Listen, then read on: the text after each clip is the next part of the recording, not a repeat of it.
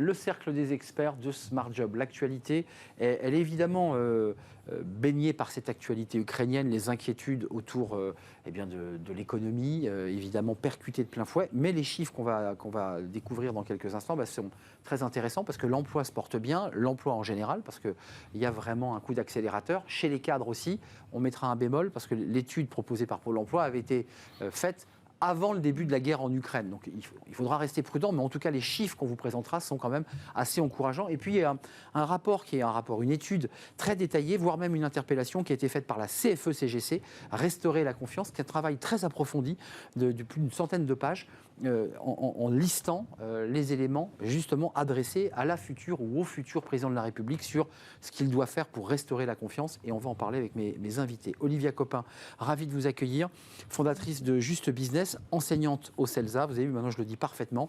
Et puis j'accueille Stéphane Marchand. Bonjour Stéphane. Bonjour. Vous êtes le rédacteur en chef de Pour l'Écho.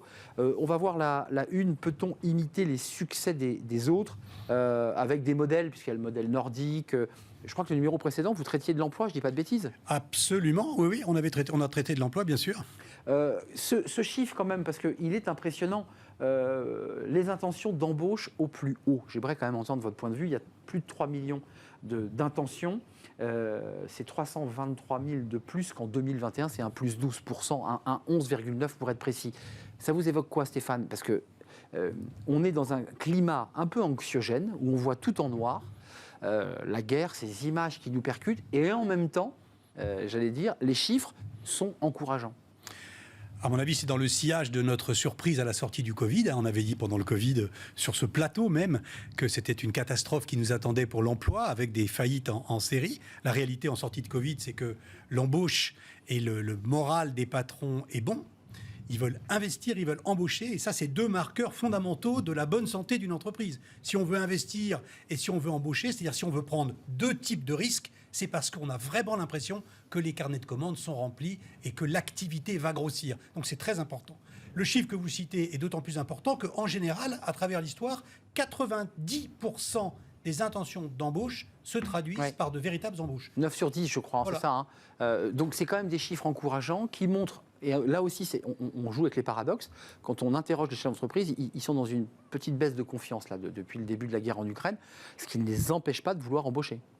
Oui, effectivement. D'ailleurs, quand on regarde un peu le profil de ces entreprises, il me semble que 7 projets de recrutement sur 10 concernent des entreprises de moins de 50 salariés. Donc, on voit bien qu'il y a le tissu économique, les TPE, les PME, qui d'ailleurs a été très soutenu pendant la crise du Covid, est bien assez actif.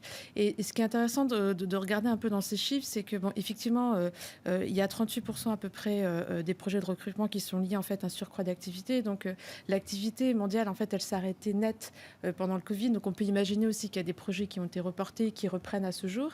Et ce qui est intéressant aussi, c'est qu'il me semble qu'il y a 30% des projets qui sont liés en fait à des départs définitifs des salariés et 10% qui sont liés à des arrêts maladie. Donc il y a aussi un peu le jeu de la chaise vide. Quand on regarde en plus les secteurs qui sont concernés par ce recrutement intense, on a la restauration, les infirmiers par exemple, 2 secteurs où il y a eu quand même énormément de départs, énormément de crise de sens autour de ces métiers. Et des postes vacants. Et des postes vacants. Oui, c'est pas de la création nette, c'est du remplacement de postes parce qu'il faut vite remplacer les salariés. 2 bémols quand même, je le redis, ça c'est quand même, moi ça m'interpelle. L'étude Pôle emploi, la dernière en date du 5 avril, elle a été faite juste avant le début de la guerre en Ukraine. Est-ce que Stéphane, et ça c'est une question qui nous ramène à l'actualité du moment, est-ce que il faudra pas revoir ces chiffres à la baisse? Est-ce que l'optimisme restera le même? Non, alors. Il y a un risque quand même. Bien sûr, il y a un risque parce que, par exemple, la facture énergétique des entreprises risque d'augmenter. Même si l'État peut, dans une certaine mesure, protéger et les individus et les entreprises contre cette hausse, il y aura vraiment un surcoût énergétique et donc une petite inquiétude sur la capacité à maintenir ces marges. Mais cela ne veut pas dire que les carnets de commandes vont pour autant disparaître. Donc, je veux être optimiste. Je suis toujours dans cette optique-là. Donc, mais vous avez raison. C'est une. Et puis, il y a un deuxième caveat, c'est que dans les 2 secteurs que vient de signifier ma voisine, il y a des secteurs dans lesquels il y a très peu de marge de manœuvre pour augmenter les salaires. Donc, vous voulez embaucher, oui, Mais est-ce que vous êtes capable de mettre l'argent pour attirer les gens? Non. Donc vous risquez de continuer à vouloir embaucher sans pouvoir embaucher. Parce qu'il y a un deuxième sujet qui est sous-jacent. Il y a des entreprises qui accélèrent, qui ont besoin de main-d'œuvre, qualifiée ou pas d'ailleurs. Mais globalement, on va arriver à un choc de pouvoir d'achat avec des salariés qui vont être objectivement de plus en plus exigeants au moment de l'embauche. Ah oui, parce qu'eux aussi, leur facture énergétique, la facture alimentaire, bref, leur pouvoir d'achat aura baissé. Oui, là, on voit bien au niveau des chiffres, il y a vraiment une augmentation en fait, des prix, que ce soit dans l'alimentaire, dans l'énergie, qui va vraiment impacter le pouvoir d'achat. Donc, au-delà de cet aspect-là, il y a aussi l'aspect psychologique de la guerre sur le moral des Français, leur enthousiasme par rapport à la consommation, voilà, aller au restaurant, s'acheter des vêtements. Donc, je pense qu'effectivement, à un moment donné, il risque d'avoir un impact en fait, sur ces secteurs-là. Après, comme vous le dites, les secteurs aujourd'hui qui ont besoin de recruter, on ne peut pas se passer d'infirmiers aujourd'hui en France. Donc, une dette à la personne. Et la difficulté, ça va être de trouver évidemment des salaires attractifs, alors qu'on a devant nous une crise du pouvoir d'achat. Alors, la crise du Covid, on a réussi à protéger les Français quoi qu'il en coûte. L'État était là. Est-ce qu'on va réussir à faire la même chose face à la crise énergétique et à cette guerre en Ukraine qui risque de s'éterniser, il dirait, plus longtemps que prévu? On a un troisième quoi qu'il en coûte, puisque les aides, des primes d'aide au soutien énergétique, c'est une forme de quoi qu'il en coûte. Avec le gouvernement qui annonce là qu'il va poursuivre, s'il est élu, de nouvelles aides très rapides pour aider les salariés, là cette fois-ci directement. Donc de nouveau, l'État relève les manches. Oui, alors on est toujours, mais pas pour longtemps à mon avis, dans une ambiance de taux très bas. Mais il est clair, ça remonte, ce qui vient des États-Unis, ce qui va bientôt venir de Francfort, de la Banque Centrale Européenne, c'est que les taux vont remonter et que par conséquent, le quoi qu'il en coûte va devenir de plus en plus coûteux et que ça s'arrêtera. Donc ça, c'est un véritable problème. Les taux vont remonter, c'est certain. L'inflation est à 4,5, on nous parle d'une inflation à 5. Les Allemands sont à 8. Et encore, on a de la chance en France. On a de la chance, bien sûr, parce qu'on a l'énergie nucléaire pour le... Juste un mot, parce que je ne voudrais pas qu'on oublie la CFE-CGC. Ils ont dit des choses. Il y a deux sujets. Il y a l'emploi des cadres, avec 63 000 créations nettes de postes cadres en 2021. Mais j'ai lu un papier en préparant l'émission qui matinait un peu ce chiffre en disant la crise ukrainienne, autant n'impacte pas les services à la personne, ces emplois dont on vient de parler, mais en revanche, risque d'impacter un peu plus les cadres. Ça risque d'être plus compliqué. Est-ce que vous avez cette même information ou cette même sensation? Alors d'abord, les projets de recrutement de cadres affichés aujourd'hui sont très élevés. Plus élevés que, je ne suis pas un expert, mais plus élevés que l'année dernière, beaucoup plus.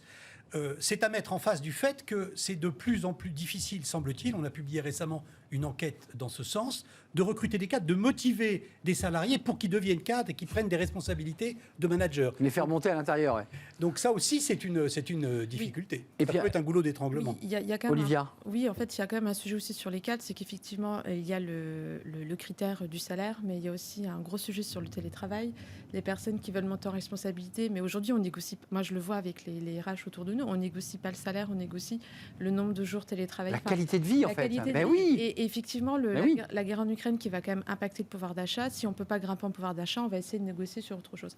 Après, pour revenir sur ce qui a été dit, effectivement, je pense qu'il faut aussi rappeler qu'on est dans un contexte d'élection présidentielle et donc du coup, c'est pas, sans tomber dans un cynisme, c'est pas du coup à ce moment-là qu'on coupe les robinets. Donc effectivement, là, on reste, voilà, on reste quand même dans le quoi qu'il en coûte. Mais là où je vous rejoins, c'est qu'à un moment donné, on ne pourra pas supporter un quoi qu'il en coûte encore. Avec une dette abyssale, quand même. Avec une dette abyssale. Donc ça risque de poser problème. Les employeurs s'attendent, disent-ils, et ça c'est le contrepoint de tout cela, dans certains secteurs que vous avez évoqués, s'attendent à des difficultés de recrutement pour 6 projets sur 10. C'est-à-dire que 9 sur 10 vont au bout parce qu'ils se battent pour les avoir, mais néanmoins, 6 projets sur 10, ils disent on ne trouve pas chaussures à notre pied.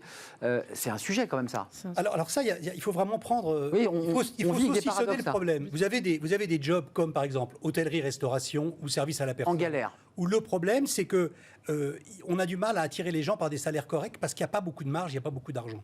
Il y a une deuxième catégorie, c'est les jobs start-up, les data scientists, les jeunes ingénieurs, et les start-up s'arrachent ces gens-là, et comme il y en a en nombre limité, il y a un problème. Et puis, il y a un troisième sujet, c'est les métiers, au contraire, très traditionnels, que l'on a laissé s'évaporer.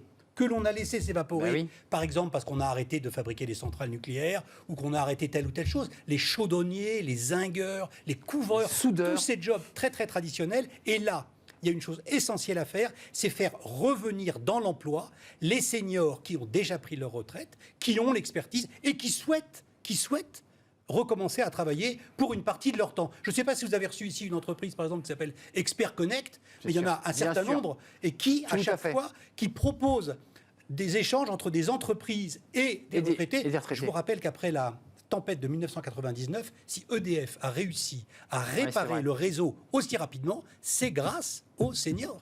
Là, Expert Connect sont venus plusieurs fois dans l'émission. C'est vrai qu'ils ne ciblaient pas, pour être assez direct, les soudeurs et les électromécaniciens et techniciens. Ils étaient plutôt sur des cols blancs, sur une expertise un peu tertiaire.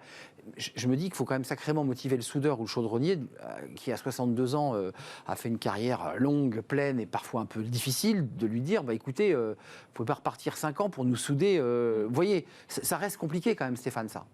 Ça se négocie, ça se négocie pas pour un plein temps. Et voilà. Il y a quand même beaucoup de retraités qui n'arrivent pas à occuper leur temps aussi bien qu'ils le voudraient. Et qui n'ont pas la retraite de leur rêve, par ailleurs. Exactement. Pour le dire assez clairement, parce que ce n'est pas uniquement le plaisir du métier, c'est aussi qu'on fait le joint, comme on dit. Qui demandent plus une augmentation, une revalorisation de leur retraite que revenir sur le marché du travail. Mais en tout cas, ce qui est sûr, c'est qu'on voit la crise, effectivement, comme vous le disiez, elle est à plusieurs niveaux. Vous avez ces métiers qui sont plus du tout attractifs, parce qu'évidemment, en fait, le rapport au travail a complètement changé avec le Covid, et notre seuil de tolérance par rapport à cette contrainte-là n'est plus le même. Donc, on n'accepte plus de travailler dans les mêmes conditions. L'exemple de la restauration, je trouve que c'est un exemple frappant. Le salaire a augmenté, les négociations ont eu lieu, il faut le dire. Les négociations ont lieu, mais pour autant, est-ce que les chiffres derrière suivent? Non, parce qu'il n'y a pas que le salaire, il y a aussi les conditions de travail. Est-ce que j'ai dû, par exemple, dans la restauration, c'était pratiquement impossible d'avoir une vie de famille. Et ça, aujourd'hui, les jeunes n'en veulent plus. Ils sont en négo, d'ailleurs, pour être précis. Ils sont dans la négo sur le cadre de vie, là. C'est le plus dur. Le salaire, ça n'a pas été si compliqué, au final. C'est maintenant... c'est la manière de travailler, cette nouvelle manière de travailler qui va être compliquée à acter. Évidemment, dans les cadres sub, dans les entreprises du CAC 40, on voit aujourd'hui, pour l'attractivité des talents, on va négocier d'autres choses. Au-delà du salaire, ça va être, moi, j'ai décidé d'habiter à 3 heures de Paris. Il me faut un lieu tiers. Il me faut un lieu tiers. Qui va payer, en fait, mon transport une fois que le télétravail est négocié, qui paye à qui, et la charge du... Donc, c'est un ensemble de sujets, c'est un vrai casse-tête pour les entreprises, sans parler, parce qu'on parlait de l'aspect psychologique de la guerre en Ukraine, où il faut en plus mobiliser ceux qui sont toujours dans l'entreprise, donner du sens à leur travail et arriver à les accompagner au mieux. On termine avec ce document. Alors, il faut prendre un peu de temps pour le lire. Il y a une synthèse qui est un document réalisé par la CFE-CGC qui a été présenté et qui sert à aiguillonner. Alors, parfois, vous connaissez la technique, on aiguillonne les candidats, ils passent une sorte de test, ils sont tous alignés sur des sujets. Là, c'est un peu différent. C'est un document prospectif qui servira de réflexion au candidat, à celui qui sera élu présidente ou président de la République. Ça s'appelle « Restaurer la confiance ». Et d'une manière assez mécanique, restaurer la confiance dans l'économie, restaurer la confiance dans la transition juste, restaurer la confiance dans le paritarisme, restaurer la confiance dans la représentation des intérêts de la démocratie sociale. En un mot, c'est un syndicat qui a envie d'exister, au sens propre du mot, et qui interpelle les gouvernants en disant « attention, ne ratez pas le virage ». Qu'est-ce que vous pensez non pas de ce syndicat, mais de cette initiative? Comment vous la regardez? Parce que je trouve ça assez intelligent de faire ça. Alors, restaurer la confiance, c'est un enjeu absolument capital dans un pays comme la France, qui est ultra fragmenté, et il est ultra fragmenté à cause de décisions prises il y a longtemps et qui avaient pour but de, niche par niche, d'assurer à certains les droits pour des raisons diverses et variées, liées à l'histoire, liées à l'évolution des métiers, liées à la politique, et le fait qu'aujourd'hui on a un pays très très fragmenté. Et donc le débat sur la confiance, le fameux livre « La société de méfiance », ça, on le connaît bien. Alain Peyrefitte avait écrit il y a très longtemps, l'ancien ministre, La société de confiance, où il expliquait à quel point la confiance est un levier extrêmement puissant de productivité, de progrès, de croissance. Donc toute étude en profondeur d'un retour de la confiance mérite de l'intérêt. Donc bravo à ce syndicat. Un focus quand même, parce que ça fait écho exactement à ce que vous avez dit, Stéphane. Revoir les fondamentaux de notre économie à travers une politique publique plus ambitieuse. Et ils disent, ce syndicat, redémarrer l'industrialisation de la France. Vous y croyez, Olivia? Parce que moi, ça fait 20 ans qu'on m'en parle. Ça me fait 20 ans. La balance commerciale est à moins 86 milliards. On a encore des pans de notre industrie qui disparaît, là, malgré tout. Comment on fait là? Alors, après, effectivement, sur le timing, c'est assez smart. Voilà, ils vont essayer de cornériser les deux candidats au deuxième tour sur ce sujet-là. Après, sur le fond, restaurer la confiance, c'est vrai que ça fait des années qu'on entend parler de ça. Ah oui, c'est un peu comme restaurer la paix. C'est comme ça, c'est des idéaux, c'est beau sur la vie, mais concrètement, comment on fait? Et c'est vrai que le discours de réindustrialiser, aujourd'hui, on est plus dans comment amorcer cette transition énergétique, comment être autonome. Après, la confiance est sur plein de sujets. C'est aussi la confiance qu'on a envers la science lorsqu'on nous dit qu'on n'a plus que 3 ans pour essayer de respecter les exigences liées au réchauffement climatique. C'est aussi la confiance. C'est aussi la confiance qu'on a envers la démocratie. Lorsqu'on parle, bientôt, il y a une étape très importante dimanche. J'espère qu'il y aura peu d'abstention. Et pourtant, on parle d'une grande abstention. Oui, la confiance qu'on a envers les journalistes, à travers les fake news, à travers la confiance de plus en plus faible. Donc du coup, c'est un très beau projet de société. Mais par où on commence? Mais c'est ça. Le dialogue social, parce que c'est intéressant, c'est un syndicat CFE-CGC, donc la Confédération des cadres, Confédération générale des cadres. On fait comment dans le dialogue social? On le reprend parce que ce qui est annoncé, et ce qui n'est pas dit, mais implicitement, il y a l'idée de revaloriser le paritarisme. Et le paritarisme, c'est l'idée que les syndicats patronaux et salariaux se mettent autour d'une table et bâtissent un projet de société sur notre économie, notre vivre ensemble. Je dois avouer que moi, peut-être que je ne regarde pas assez ou j'écoute pas assez, mais les syndicats sont quand même un peu absents quand même. Mais pourquoi ils sont absents? Il y a combien de personnes qui sont syndiquées en France? Comment on peut construire 8% dans le privé, je crois. Merci. Comment on peut construire un projet de société? Ils font autant que... j'allais dire Hidalgo, mais ils représentent une force historique parce qu'ils font partie... Ils ont une histoire, bien sûr, et ils signent des accords parfois essentiels. Et ils ont leur rôle à jouer, mais je veux dire, on n'est pas en Allemagne, c'est-à-dire qu'en France, il y a quand même très peu de personnes qui sont syndiquées.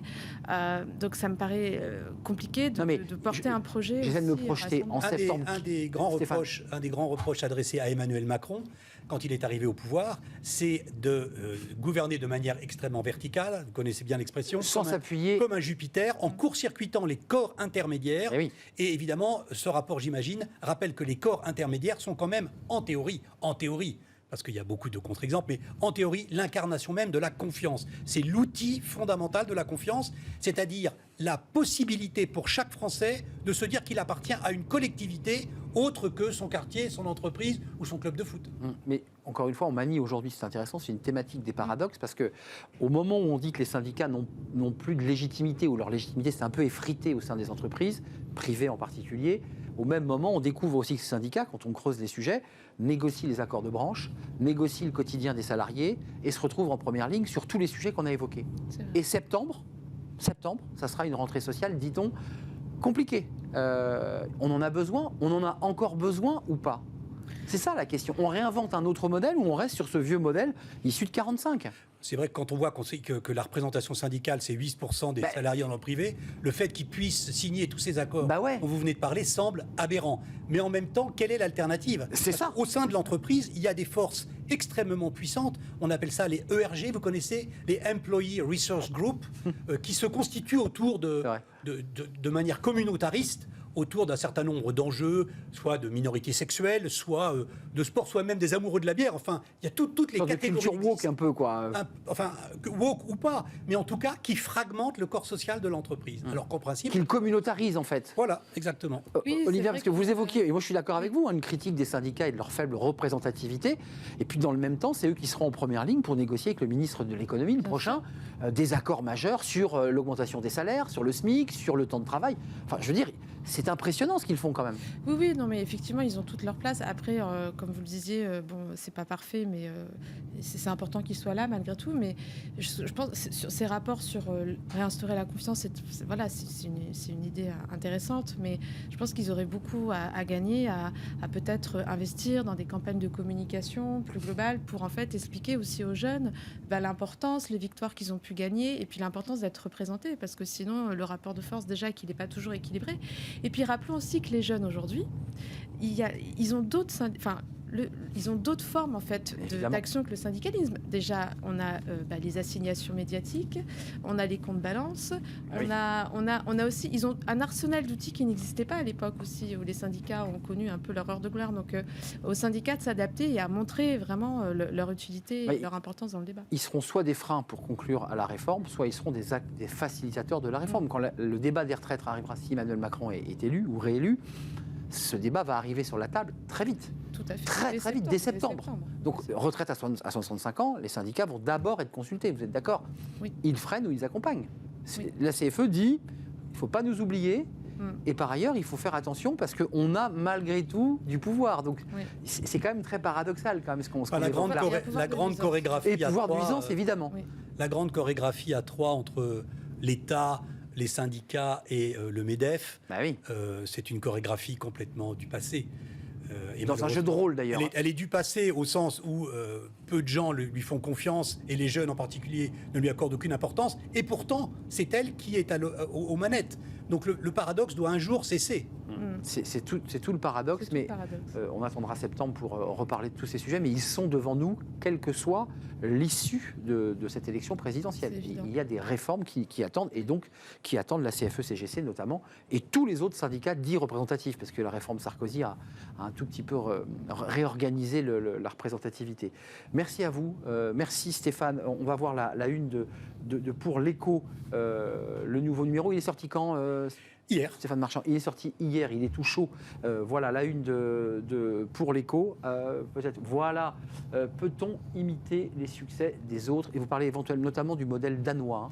Absolument. Entre autres. Oui, il y a le modèle toujours danois. cité. Oui, toujours cité. Ouais. Le nord de l'Europe est très flatteur pour nos espoirs à nous. Ouais, c'est la référence. Et modèle suédois parfois, mais je trouve que la Suède est un tout petit peu redescendue d'ailleurs. Oui. Si vous arrêtez de faire des efforts, vous retombez. La bicyclette ne doit jamais... C'est comme le vélo dans un col. Si vous arrêtez de pédaler, vous redescendez. Olivia Copin, merci d'être venue. Merci à vous. Juste business, mais bien sûr, juste business et professeur au CELSA. Merci à vous deux. On termine avec Fenêtre sur l'emploi et on va s'intéresser, alors là vous allez voir c'est tout un programme, c'est le Tinder du recrutement. J'ai très envie de savoir comment ça marche.